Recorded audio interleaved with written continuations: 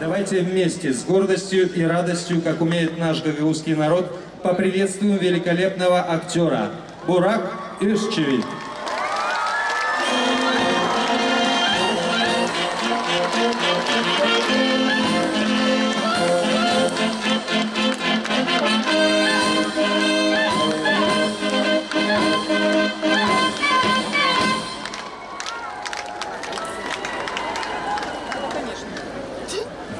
Herkese merhabalar.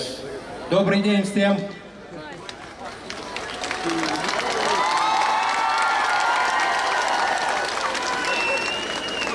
Bütün Gagavuzya halkına, Gagavuzya Türklerine buradan selam yolluyorum. Приветствую всю Гагаузию, весь гагаузский народ с этой сцены. Sizleri çok seviyoruz. Мы вас всех очень любим. Sizler bizleri dizilerden takip ediyorsunuz. Мы знаем, что вы следите за нашим творчеством. Ben gelir gelmez ilk onu sordum zaten. Первое, что я спросил, Muhteşem Yüzyıl, а знаете ли вы великолепный век? Kara Sevda, Кара Севда. Kemal olarak yakından takip ediyorsunuz. Я понял, что вы хорошо следите за нашим творчеством. Hepinize teşekkür ediyoruz. Большое спасибо вам.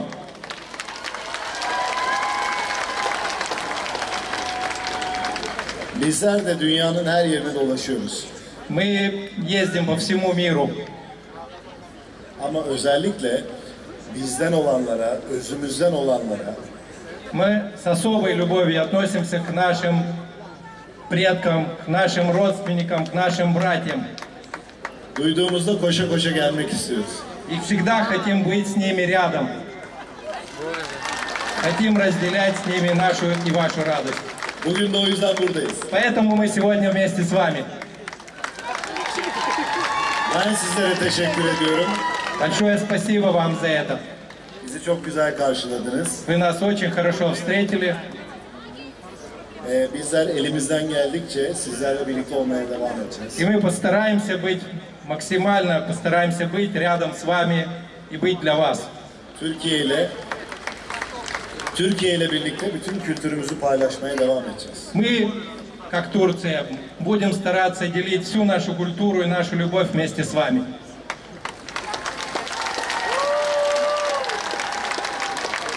Bizim özümüz aynı. У нас одни корни, O yüzden bugün buradayız. поэтому мы вместе с вами. Ve bugün onu da görüyoruz. И это мы видим своими глазами. Hepinize teşekkür ediyoruz. Мы еще раз хотим поблагодарить вас. Evgenya Hanım'a da buradan kolay gelsin diyorum. А госпоже Евгении, нашему Башкану, желаем успехов.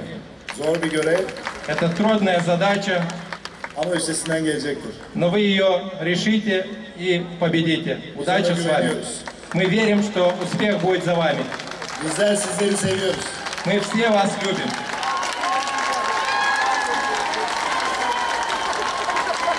Bizim bizlerimizi takip etmeye devam edin.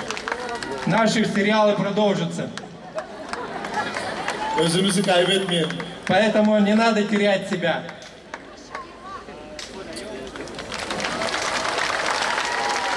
Sizi seviyoruz, bizi takip edin. Еще раз вас всех, мы вас любим.